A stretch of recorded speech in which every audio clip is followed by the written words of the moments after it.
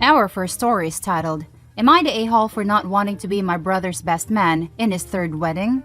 My brother, 34 male, first got married about 4 years ago to the mother of his daughter. He asked me to be his best man and I happily said yes. I stood next to him, helped him day of the wedding, and of course, gave a best man speech. Everything was great and it was a nice day. Fast forward 6 months and they filed for divorce. Not more than a year later, he is engaged and planned on having another wedding. Again, he asked me to be his best man. Of course, I said yes, and did all the things a best man does. I was happy to help. He doesn't have a ton of friends, and he and I have always been close, so I told him I would be there for him. Fast forward another 6 months or so, and there were already rumblings. They were second-guessing things, and sure enough, ended up getting divorced, but not before having a child together. She was pregnant at the time of the wedding. So here we are, about 1.5 years since his last divorce, and wouldn't you know it, he is engaged to be married again. His fiancée is currently pregnant with his third child from 3 different women. His wedding is this weekend, and just last week, he asked me to be his best man for his third wedding in almost as many years. He asked me 2 weeks before the wedding. As a married man myself, I am having a hard time supporting someone who doesn't appreciate the sanctity of marriage and what it truly means to take that pledge to your partner. At this point, I am not sure if I will be standing by his side for his third wedding. Some of my family agrees with my apprehension, while others are mad at me for not supporting him on his wedding day.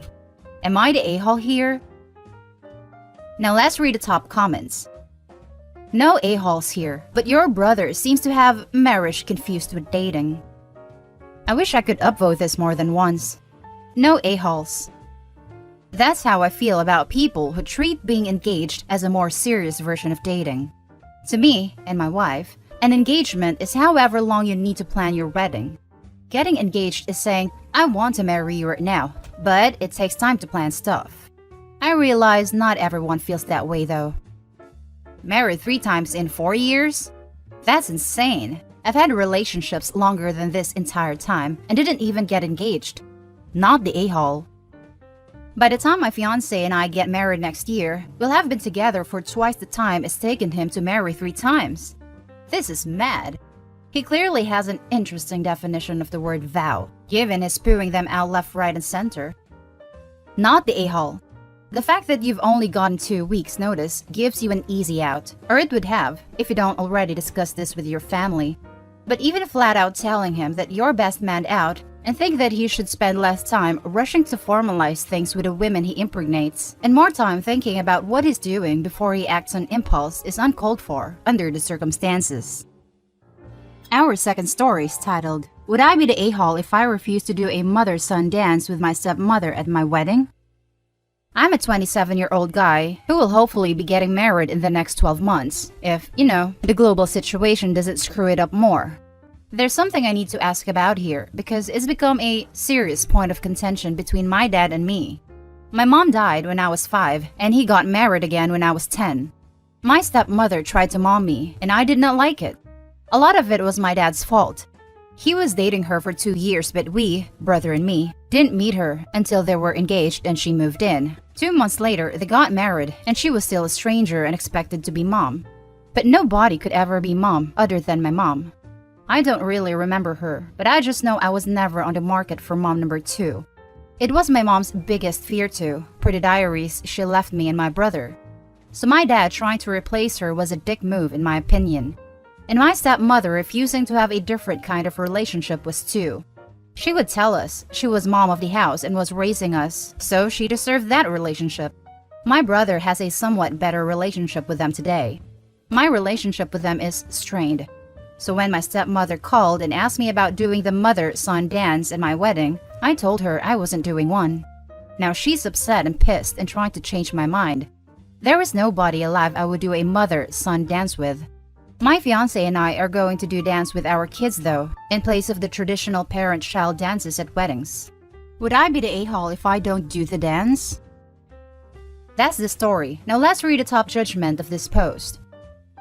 Not the a-hole. This is your wedding. You get to decide your wedding. Your stepmother already had her wedding. Congratulations on your nuptials, and my sincere condolences on your loss. Thanks.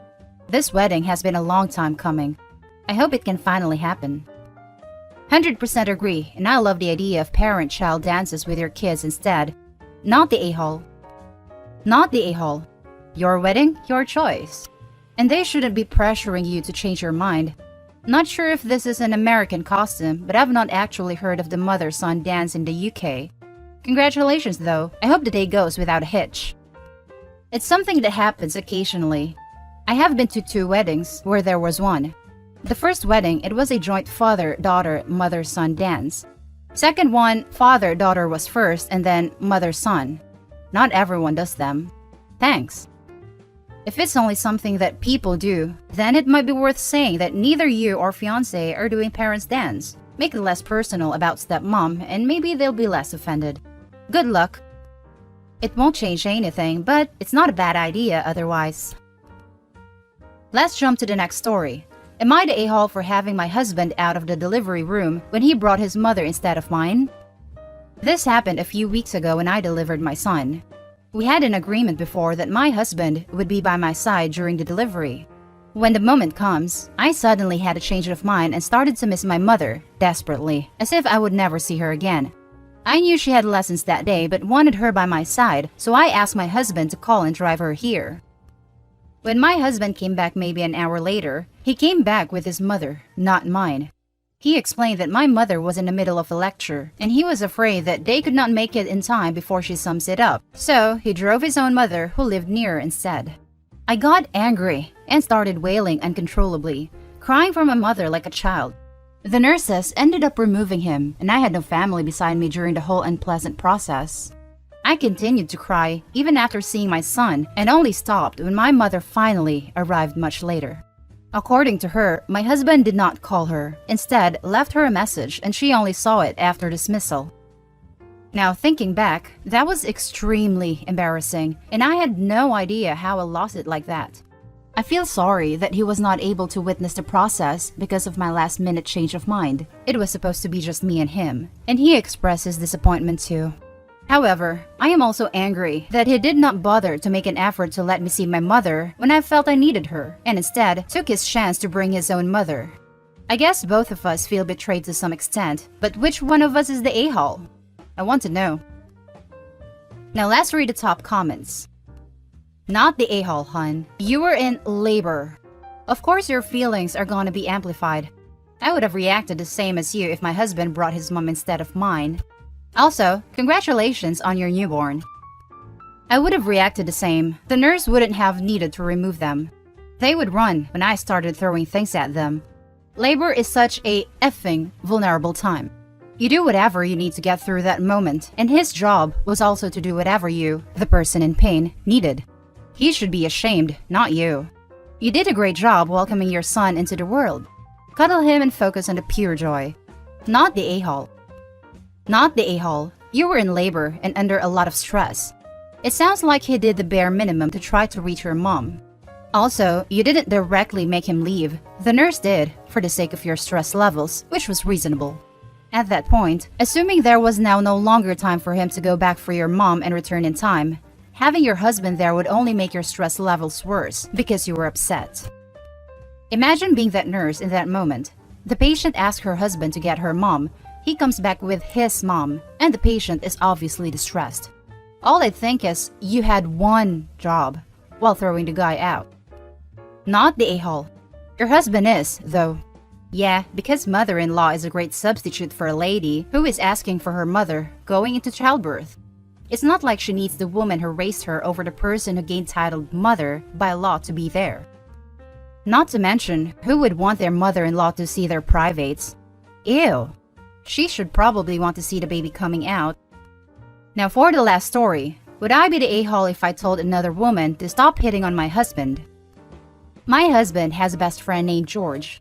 I like him. We've spent a significant amount of time together, and he's a genuinely good guy. George met Ashley about 2 years ago, and they started dating. Since the very beginning, Ashley has flirted openly with my husband. It started small, complimenting him on his outfit or doing flirty "oh you" pats when he said something funny. That didn't bother me. My husband is attractive, cool. Within the last year, it's gotten unacceptable to me. She regularly messages him on Facebook asking him to bring our dog over for a play date with theirs, comments on all his Facebook pictures telling him how good he looks, and rushes to hug him every time we see them. This would be fine, but she blatantly ignores me. Here's where it gets iffy. George and Ashley got married 2 weeks ago. At their wedding, Ashley commented to a group of people, husband and I included, that I better give him some tonight because he looked good. Later that night, husband posted a cute photo we took from the wedding on his Facebook. 2 minutes later, Ashley commented on how good he looked. Husband has mentioned, without me prompting, that her comments make him uncomfortable, but he isn't going to say anything because George is his best friend. Would I be the a-hole if I said something to her next time she makes a comment like she did at their wedding? Side note, despite what it might seem, I'm not insecure in the slightest. I trust my husband 1000%, and I'm in no way worried he will act on her flirting. Now for the top comments.